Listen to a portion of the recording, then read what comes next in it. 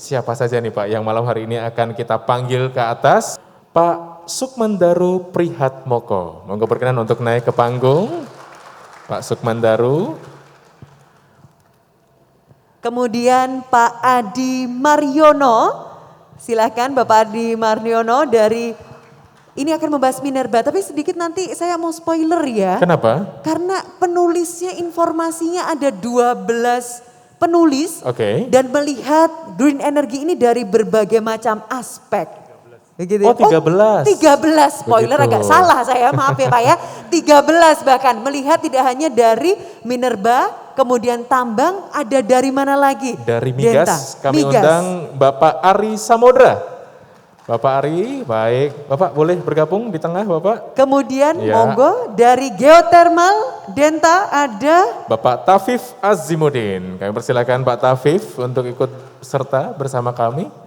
Nah. Gimana beliau? Hadir? Pak Tafif? Oh sedang ini ya? Nanti menyusul ya Pak ya. Oke baik, kalau begitu nanti kami akan undang dan juga jikalau beliau sudah hadir nanti kami akan juga coba panggil untuk turut hadir di panggung begitu ya. Oke, Pak Hanif boleh tolong disampaikan siapa dulu nih yang akan speech pertama untuk menerangkan apa isi dari buku Green Energy sebuah keniscayaan ini. Monggo silakan.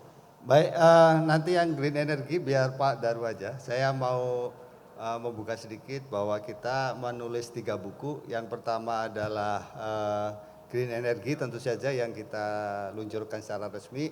Buku kedua adalah kisah kita. Wah, ini menceritakan bagaimana perjuangan teman-teman dari Geologi 83 ini menggapai cita-citanya, kira-kira begitulah. Yang ketiga adalah Geo 83 di mata sahabat dan kolega. Jadi bagaimana testimoni dari sahabat dan kolega, baik itu sahabat-sahabat yang senior gitu ya, maupun sampai yang masih adik kelas kami. Yang dari Geogama itu mulai dari angkatan 61 Pak Ton ya, 61 sampai Bom itu angkatan 2006 itu memberi semacam testimoni. Kemudian dari IAGI ini tentu saja dari universitas lain yang juga memberikan testimoni. Mungkin itu Mbak, jadi nanti yang paling resmi memang Green Energy, Pak Daru akan bercerita lebih banyak. Terima kasih. Baik, terima kasih Pak Hanif. 2 buku yang tadi menceritakan bagaimana kisahnya menggapai cita-cita, kemudian buku berikutnya adalah bagaimana angkatan 83 di mata senior ataupun koleganya. Betul sekali. Baik, untuk saat ini kita akan menyimak terlebih dahulu dari Pak Daru atau Bapak Sukmandaru Prihatmoko terkait dengan buku Green Energy sebuah keniscayaan. Boleh langsung diceritakan kepada seluruh hadirin yang hadir pada malam hari ini. Kepada Bapak Daru, kami silakan. Baik, terima kasih Mas dan Mbak MC. Assalamualaikum warahmatullahi wabarakatuh. Salam sejahtera untuk kita semua. Selamat malam. Yang saya hormati Bapak, Ibu senior yang ada di sini tentunya. Ada Pak Wartono, Pak Sukandarumidi, Pak Haryadi, juga ada Pak Sutoto bersama Ibu, Pak Joko Wintolo, dulu pembimbing saya. Juga para senior, Pak Mas Siwo Prakoso, Mas Harko, dan juga teman-teman saya semuanya, satu angkatan, saya kira juga adik-adik kelas, dan tak lupa tentunya dari perwakilan Fakultas Teknik, Pak Mas Sugeng, juga Ketua Jurusan Mas Agung, dan Bapak Ibu dosen yang lainnya. Satu kebahagiaan tentunya saya berdiri di sini bersama teman-teman. Kalau menceritakan tentang buku yang kita luncurkan malam ini, tadi Pak Hanif sudah membukanya di awal, ide dari penerbitan atau penulisan buku Green Energy. Saya kira kita semua sudah sangat paham sekali tentang isu yang memang sudah mengemuka baik secara nasional maupun internasional, yaitu tentang perubahan iklim, di mana saya kira sudah sangat terkenal sekali dan efeknya bisa kemana-mana. Itu yang saya kira menjadi inti utama bagaimana kita-kita yang dari punya pengetahuan, punya pengetahuan geologi bisa berusaha menyumbangkan lah pemikirannya, pengalamannya dituangkan dalam buku berkaitan dengan isu yang sedang tren, yang sedang mengemuka saat ini. Nah, seperti tadi Pak Anip sudah menyebutkan bahwa di angkatan 83 itu memang background, walaupun semuanya geologi, tapi background profesinya bermacam-macam sekali, mulai dari yang bekerja di migas, yang bekerja di mineral dan batu bara, yang bekerja di geotermal, ada juga yang di air tanah. Kemudian yang saya kira malam ini mungkin belum hadir juga, seperti Mbak Rita yang sekarang sangat sibuk berkecimpung di BMKG, tentunya itu memiliki kaitan yang sangat erat nantinya dengan perubahan iklim yang tadi menjadi topik utama kita tersebut.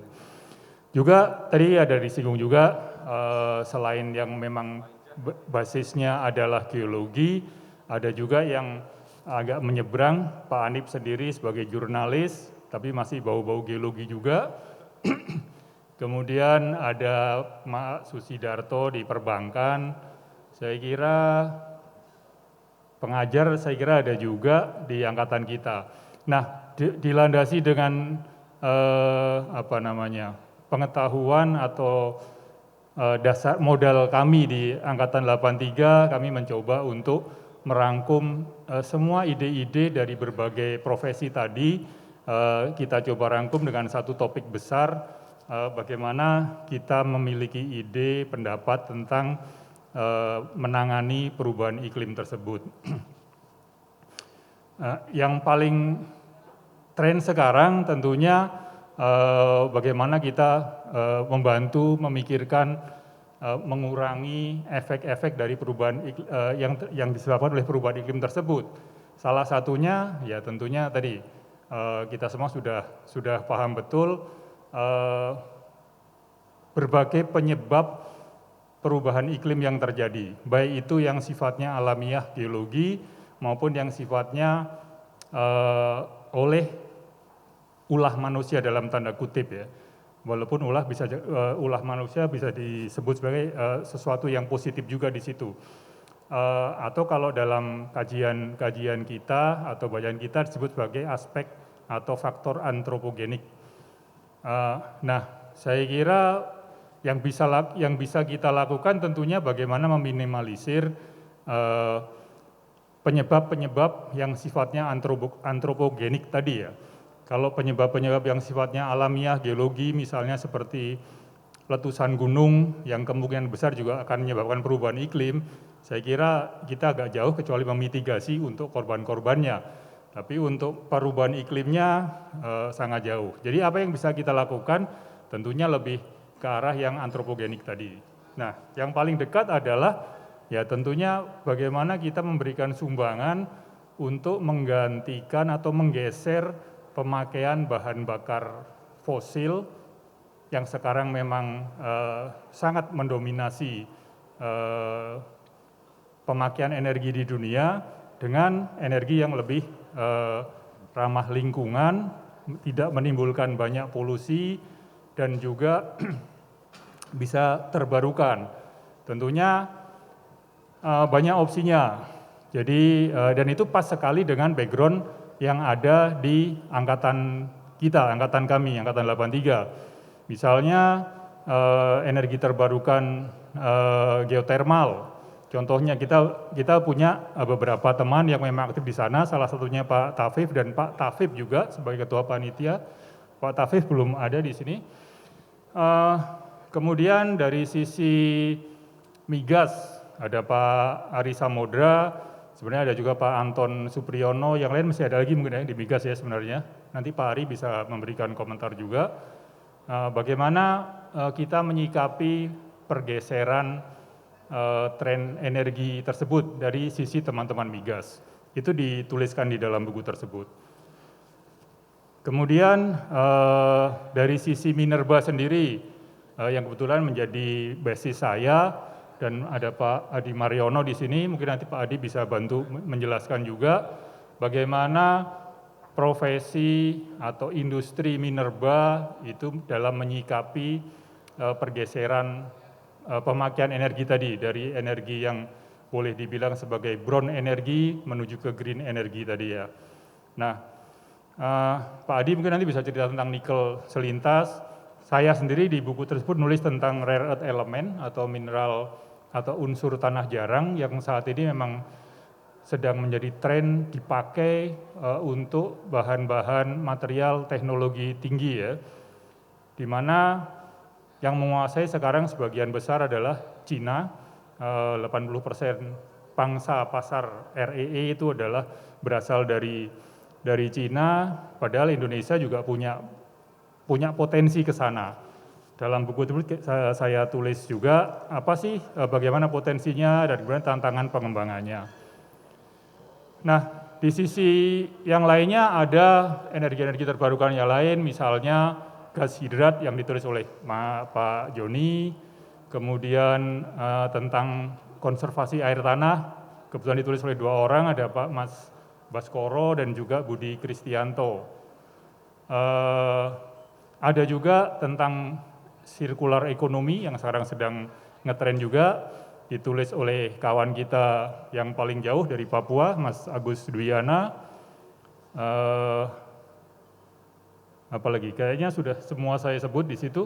Total ada 13 tulisan terkait dengan ujungnya adalah green energy tadi. Jadi mudah-mudahan apa yang ide-ide yang kami tuangkan, kami tulis itu bisa menjadi sumbangsih kita bersama untuk tentunya untuk kita juga, dan kalau bisa nanti kita bawa juga untuk negara, pemerintah, sehingga ada yang bisa kita rasakan nanti atau bisa ditindaklanjuti di kemudian hari nanti. Saya kira itu, kemudian kalau kita serba-serbi menulisnya sendiri, memang kami kemarin cukup sibuk, mungkin hanya dalam sebulan terakhir, coba kita kumpulkan, kita komunikasi lewat grup WA, akhirnya alhamdulillah saya kira berkat memang kita sudah punya bahan-bahan yang bisa kita share, jadilah buku tersebut. Yang saya kira Pak Anip sangat kerja keras dan timnya, bahkan sampai tadi kemarin saya kira masih ada 1 topik yang masuk dan kita bisa masukkan di dalam buku tersebut. Saya kira itu mungkin Pak Anip, pengantar dari saya. Di sini ada Pak Ari, ada Pak Adi, mungkin bisa memberikan tambahan, terutama yang terkait dengan bidangnya. Terima kasih. Assalamualaikum warahmatullahi wabarakatuh. Terima kasih Pak Sukmandaru. Selamat malam, Assalamualaikum warahmatullahi wabarakatuh.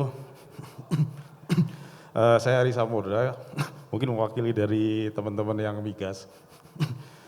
Kalau kita bicara green energy, itu efek yang langsung yang kita kena di geologi ya, terutama di teman-teman geologi itu. Nanti kalau green energy berjalan gimana ya yang geologi migas. Itu yang mungkin perlu kita lihat sama-sama. Jadi kalau kita lihat green energy, ini memang siapa sih yang nggak mau energi bersih, pasti semua mau. Cuman masalahnya sekarang kalau kita lihat negara kita separuh itu oil import, artinya selalu beli. Jadi kita produksinya tuh baru maksimal separuhnya dari kebutuhan domestik di Indonesia. Makin hari bukannya makin bertambah yang ada di Indonesia, tetapi justru makin berkurang. Nah itulah artinya apa? Artinya sebetulnya kita kebutuhan energi itu juga masih tetap dilakukan ya di migas. Beberapa bulan yang lalu di Belanda atau di negara-negara Eropa ada krisis ekonomi karena krisis energi. Mereka mencoba merubah secara langsung ke EBT tadi ya. Tetapi apa akibatnya? Akibatnya terjadi krisis energi. Nah, artinya apa? Kita yang lihat di sini, krisis energi transisi energi itu diperlukan masih butuh waktu. Jadi kalau teman-teman tolong dijelaskan ke adik-adik, ke teman-teman geologi, ke teman-teman semua bahwa kalau kita melihat bauran energi nasional yang bisa diprediksi sampai tahun 2050, itu memang prosentasenya kebutuhan energi itu menurun di 2050. Tetapi volumetriknya naik. Artinya apa? Kalau volumetriknya naik, masih perlu kegiatan eksplorasi migas. Nah, kalau bapak-bapak tahu semua ini kita bicara teknis sedikit. Cekungan migas ada berapa di Indonesia? 120 sekian lah, 128. Yang sudah diekspor berapa? Baru 20. Artinya masih banyak potensi. Artinya apa? Kita tetap mendukung yang namanya green energy, tetapi kita juga harus melihat bagaimana potensi yang ada di negara kita dan bagaimana transisi itu berjalan mulus. Karena sekarang penerimaan negara tetap masih dari kebanyakan dari migas. Nah itu yang perlu ditekankan dan juga ke teman-teman mahasiswa geologi yang masih muda nggak usah worry dengan migas sampai 2050 volumetriknya juga masih naik. Nah sekarang yang bisa dilakukan dari migas itu adalah kita misalnya ini kita mengurangi minyak ya, tetapi gas itu sebagai kita anggap sebagai agent jadi perubahan ke green energy itu adalah gas. Kemudian ada teknologi lagi yang namanya CCUS ya, carbon capture unit storage ya, carbon capture itu juga mengurangi karbon. Nah itu artinya oke, kita bergerak ke green energy, tetapi masih sampai 2050 kita masih butuh migas. Dan negara ini juga masih butuh devisa dari migas. Produksi kita, negara kita import separuhnya, domestik. Itu yang harus dipenuhi dan harus kita pikirkan. Jadi tetap kita mengarah ke green energy, tetapi kita juga harus smooth antara perubahan dari yang fosil tadi ke green energy. Jadi kira-kira gitu kalau dari saya. Itu aja Pak Sukmandaru. Terima kasih. Assalamualaikum warahmatullahi wabarakatuh.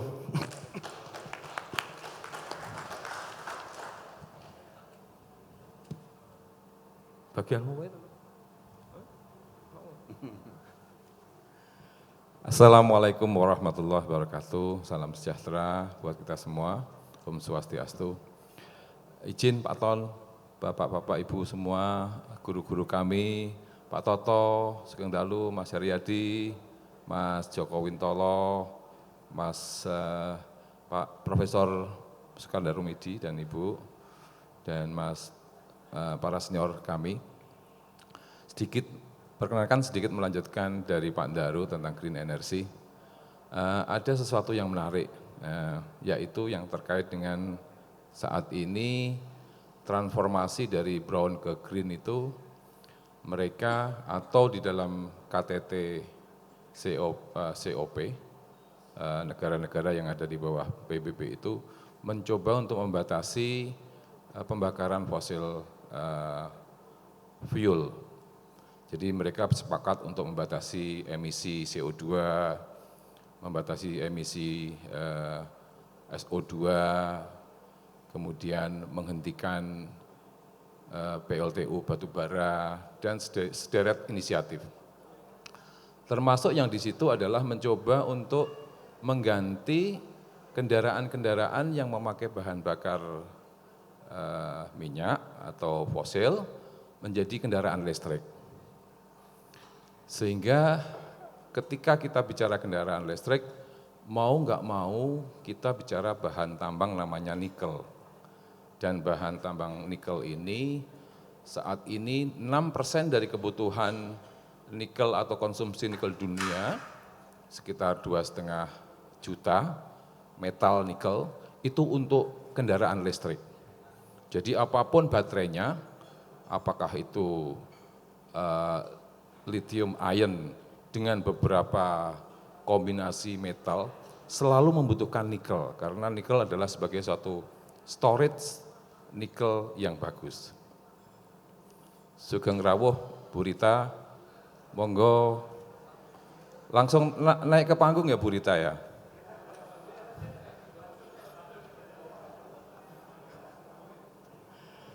Oke, baik. Ketika kita bicara nikel, mau nggak mau kita bicara Indonesia. Kenapa demikian? Karena Indonesia memiliki cadangan nikel terbesar di dunia. Saat ini kita mempunyai 21 juta ton nikel metal. Sedangkan total dunia cuma sekitar 95. Setelah Indonesia ada Australia dan lain-lain. Sehingga Indonesia akan memerankan peran yang sangat penting di dalam mendukung transformasi dari brown ke green. Untuk itulah kenapa Presiden Jokowi betul-betul ngotot tentang bahwa kita harus mengembangkan downstream industri nikel kita di tanah air. Baik itu nikel, baik itu aluminium, baik itu nanti tembaga, dan secara terang-terangan Presiden Jokowi melarang ekspor nikel di tahun 2020, mulai 1 Januari. Sedangkan kita tahu seluruh dunia, terutama negara-negara maju yang bisa mengafford atau bisa membeli electric vehicle, itu merasa khawatir dengan stopnya suplai nikel ke luar Indonesia. Makanya Uni Eropa cepat-cepat memprotes Indonesia di dalam WTO, World Trade Organization itu. Dan ternyata usut punya usut, di Eropa sendiri sedang dibangun pusat electric vehicle dengan investasi sebesar 114 billion euro, suatu proyek yang luar biasa. Jadi tidak heran kalau Uni Eropa, kemudian Amerika, kemudian Jepang, rame-rame protes kepada Indonesia karena kebijakan Jokowi yang mencoba menstop ekspor daripada nikel itu. Nah, inilah yang kita harapkan nanti ke depannya Indonesia betul-betul akan menjadi magnet dunia tentang green energy itu sendiri. Karena kita punya banyak nikel, kita juga punya banyak kobalt yang memang dibutuhkan, dan juga ada juga manganis juga. Nah, namun ada hal yang perlu kita kritisi di sini, walaupun kita bergerak dari brown ke green. Pertanyaannya pertama adalah transformasi ke green itu juga dilakukan dengan green way. Artinya dari mulai hulu pertambangannya, sampai dengan processingnya, sampai dengan refiningnya, sampai dengan itu jadi electric vehicle baterai, harus dilakukan juga dengan satu cara yang green. Aspek-aspek lingkungan, aspek-aspek sosial, corporate governance yang selalu didengungkan di dunia internasional itu tetap dilakukan.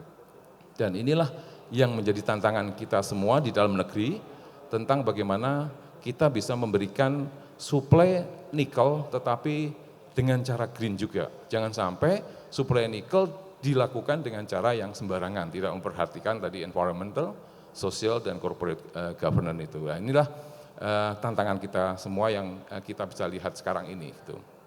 Dan kedepannya kebijakan Presiden Jokowi ini kita harapkan akan mampu membangun ekosistem nikel industri di Indonesia. Jadi kalau kita melihat demikian besar cadangan nikel di tanah air, ada 23 juta ton nikel, itu akan betul-betul memberikan satu dampak yang luar biasa. Kalau misalkan downstream-nya itu dibangun, tidak hanya processing-nya, tidak hanya refiningnya, tidak hanya smelting-nya, tetapi juga electric vehicle baterai, bahkan juga electric vehicle factory di sini. Dan kita sudah mulai melihat hasil yang disampaikan oleh Pak Jokowi, ada LG membangun di Batang, kemudian ada CATL membangun di Morowali, dan ada beberapa supplier baterai yang betul-betul membawa investasinya ke dalam negeri. Yang kita belum melihat, ya kita harapkan nanti ada juga seperti Toyota juga membangun electric vehicle-nya, sehingga rangkaian atau supply chain itu adalah bisa terwujud gitu. Namun demikian seperti yang saya sampaikan tadi, karena kebijakan presiden kita itulah makanya ramai-ramai Amerika, Uni Eropa melakukan protes di WTO. Sehingga sekarang ini sedang terjadi bagaimana itu terjadi karena memang di dalam General Agreement Trade and Tariff itu tidak boleh meng-ban ekspor, nggak boleh. Kecuali ada syarat-syarat tertentu dan itulah yang sekarang terjadi. Walaupun demikian nanti Presiden Jokowi akan melarang lagi untuk boksit, aluminium, dan juga akan melarang lagi untuk copper. Jadi nanti cukup ramai untuk istilahnya gugat-menggugat di WTO. Nah, inilah yang kita sedang hadapin bersama, bagaimana di dalam negeri sendiri kita mempunyai challenge yang luar biasa bagaimana mengembangkan dari brown ke green gitu. Mungkin demikian dari saya, Pak Sukmandaru. Terima kasih. Wassalamualaikum warahmatullahi wabarakatuh. Terima kasih Pak Mas Adi Mariono. Saya kira sangat jelas tadi ulasannya tentang bagaimana prospek masa depan nikel kita kaitannya dengan green shifting ke green energy tadi gitu ya. Sebenarnya Pak mungkin perlu kita jelaskan juga, Pak Adi ini juga mewakili negara kita juga waktu ke sidang WTO. Jadi saya kira ini satu capaian yang perlu kita apresiasi. Tadi memang kita mengharapkan satu topik di dalam buku tersebut yang saya kira harusnya menjadi topik utama, yaitu alternatif energi terbarukan apa sih yang bisa kita dorong ke sana, yaitu geothermal. Tadi kita mengharapkan Pak Tafif untuk naik. Pak Tafif atau Pak Tafif Biko mana Pak Tafif? Nanti aku panggil juga.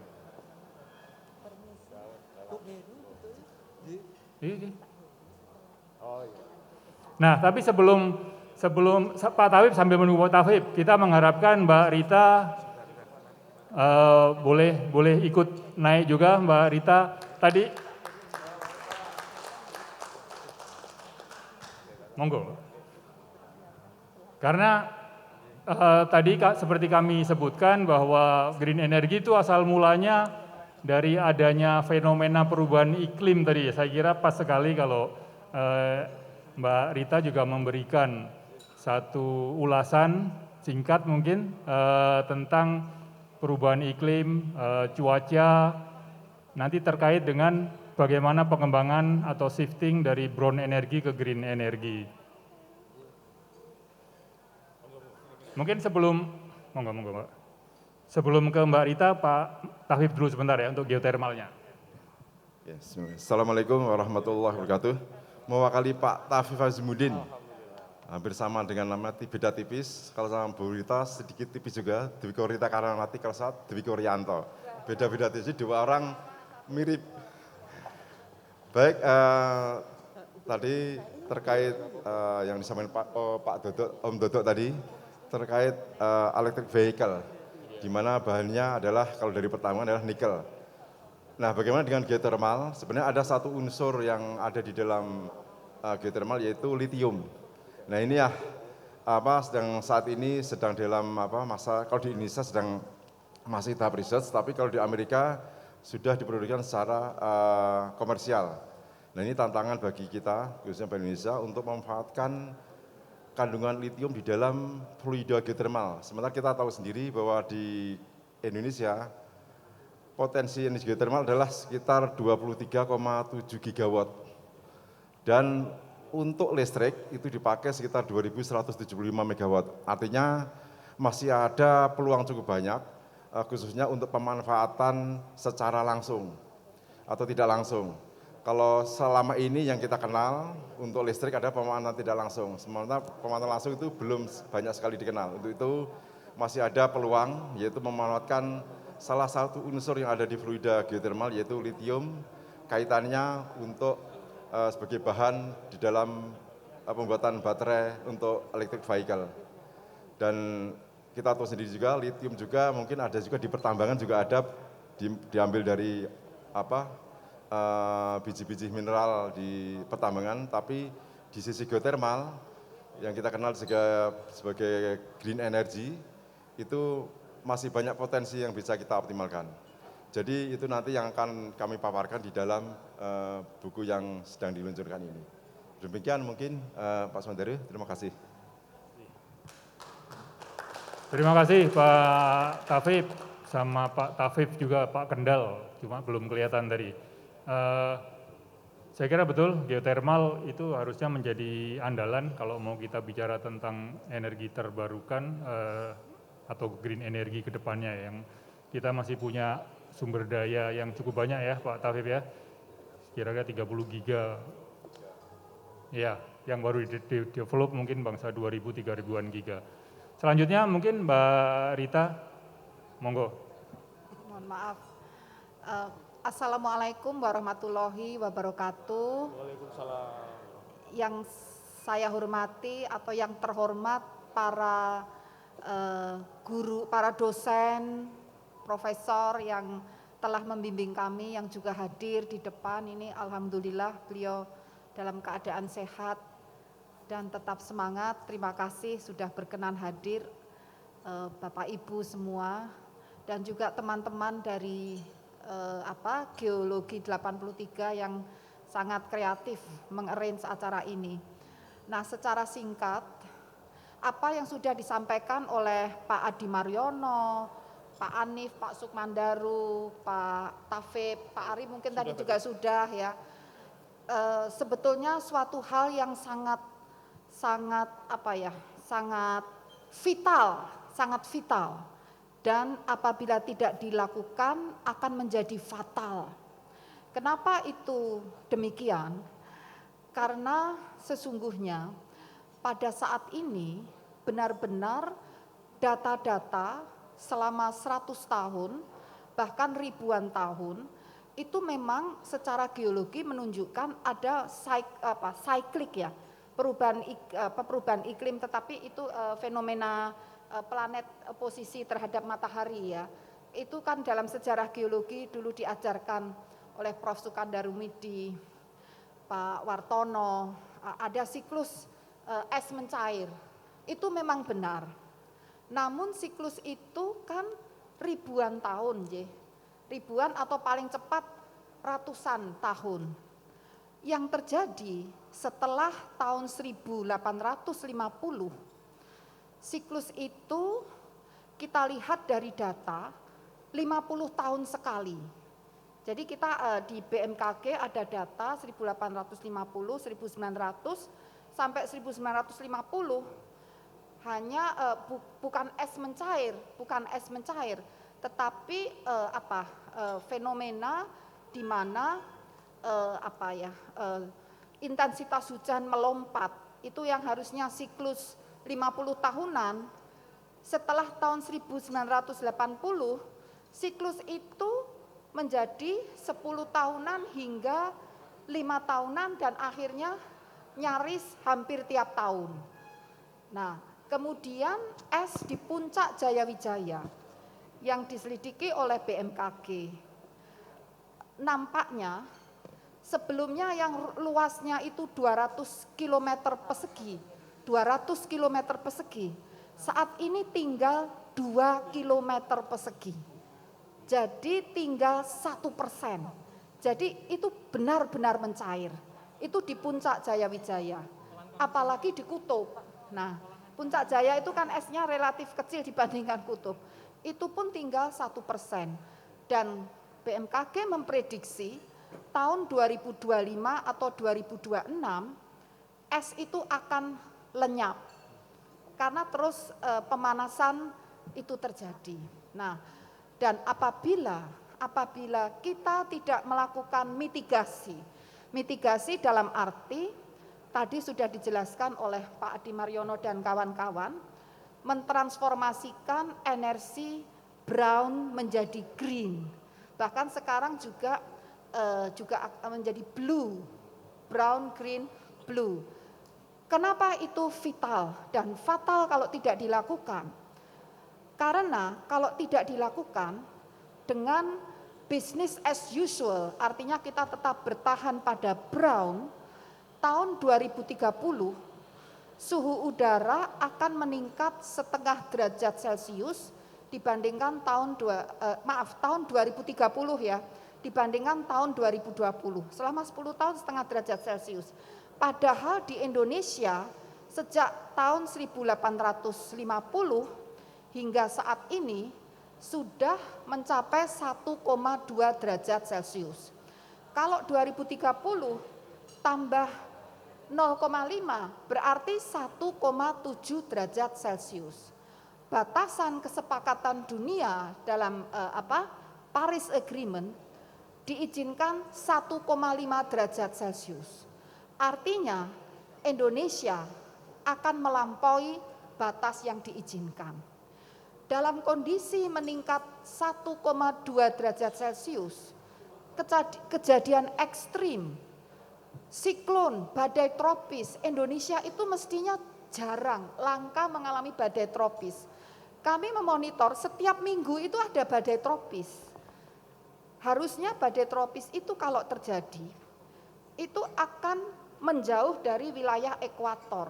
Karena di ekuator itu jari-jari bumi ini paling panjang, sehingga kecepatan rotasi bumi itu paling cepat. Sehingga kalau ada badai tropis, begitu akan nembus ekuator, pasti kalah dengan gaya rotasi itu, Coriolis. Sehingga akan membelok meninggalkan ekuator. Tetapi sudah beberapa kali badai tropis itu benar-benar masuk bahkan terbentuk di zona ekuator. Nah, ini yang kami katakan fatal. Jadi tadi transformasinya vital, kalau tidak kita lakukan dampaknya fatal.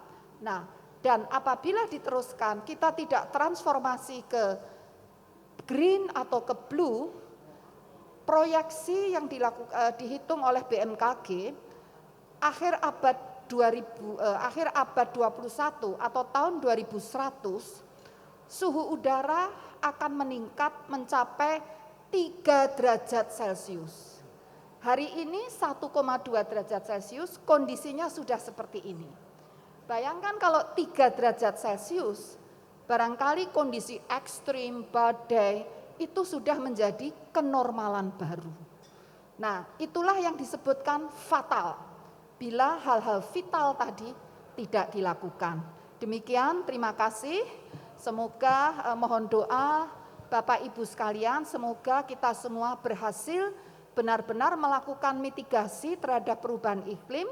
Antara lain langkah yang vital adalah mentransformasikan dari brown menjadi green bahkan menjadi blue energy. Terima kasih. Wassalamualaikum warahmatullahi wabarakatuh. Waalaikumsalam warahmatullahi wabarakatuh. Terima kasih Bu Rita. Saya kira sangat detail, sangat mencerahkan juga. Yang menjadi inspirasi buku itu sebenarnya juga pemikiran-pemikiran seperti tadi. Kita coba gabungkan dengan background basis teman-teman kita 83, bagaimana kita bisa berkontribusi terhadap isu yang memang nyata tersebut. Saya kira itu mungkin dari kami. Saya kembalikan ke Pak Anip. Mungkin ada yang mau disambung lagi. Terima kasih. Assalamualaikum warahmatullahi wabarakatuh. Baik, apa yang disampaikan teman-teman nih, Mas Adi Mariano, Mas Sukmandaru, Bu Rita, Mas Ari, Mas Taufik, itu ilmu semua kayaknya ya. Kalau saya bagian ngompori agar kaum ilmuwan ini membuat buku dan akhirnya jadilah buku Green Energy. Itulah yang kita luncurkan hari ini. Baik, sebelum saya menutup sesi ini, saya perlu mengucapkan terima kasih juga selain kepada Bapak-bapak dan Ibu-ibu yang datang, juga kepada sponsor kami sehingga acara ini bisa berlangsung, yaitu PT Sumakop, Pertamina Geothermal, Merdeka Copper Gold, kemudian PT Sulawesi Cahaya Mineral, ada Gemintang, ada Harita, ada RPM, ada Geofik, ada Aman, dan ada HPU. Itulah yang mensponsori kami sehingga bisa menyelenggarakan acara ini dan juga menerbitkan 3 buku. Sekali lagi terima kasih. Wassalamualaikum warahmatullahi wabarakatuh. Waalaikumsalam warahmatullahi wabarakatuh. Baik, sebelum turun, boleh kita foto bersama-sama dengan bukunya ini.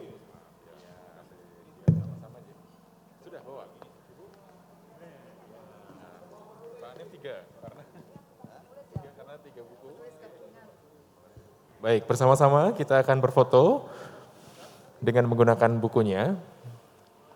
Baik, kita geser dulu. Boleh nanti kita 2 kali, Nje. Satu lagi nanti di bawah, oke?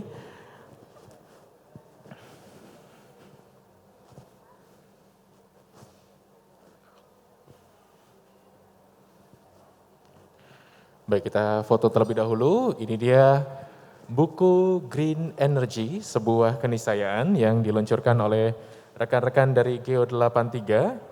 Sekaligus juga ada 3 buku sebenarnya yang hari ini kita launching bersama-sama, yaitu Geo 83 di mata sahabat dan juga kolega, dan kisah kita menggapai cita-cita dari Geo 83.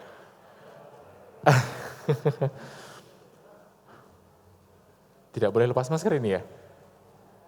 Ada, oh baik kalau begitu. Oke, cukup? Bapak Ibu boleh berkenan turun ke bawah, kita menghadap ke depan semuanya agar semuanya juga ikut ke foto semua dengan membawa bukunya. Boleh ya?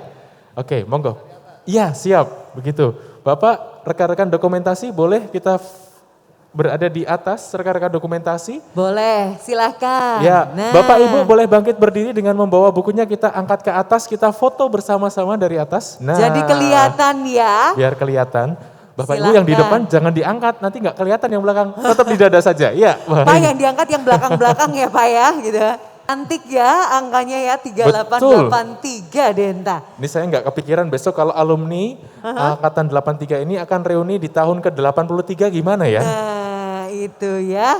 Mungkin nggak itu kira-kira nanti ya? Bismillah semoga semua Sudah sehat sepuh-sepuh ya. sekali itu nanti ya.